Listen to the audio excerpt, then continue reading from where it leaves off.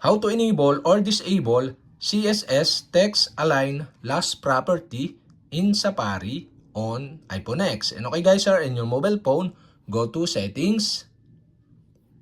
In settings, scroll down and go to Safari.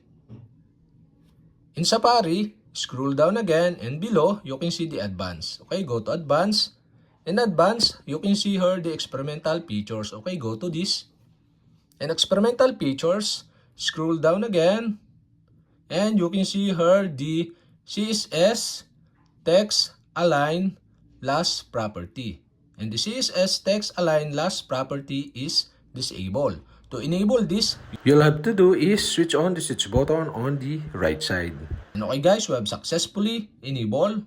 And to disable again, you'll have to do is switch off the switch button on the right side. And okay guys, we have successfully enabled or disabled CSS text align last property in Safari on iPhone X.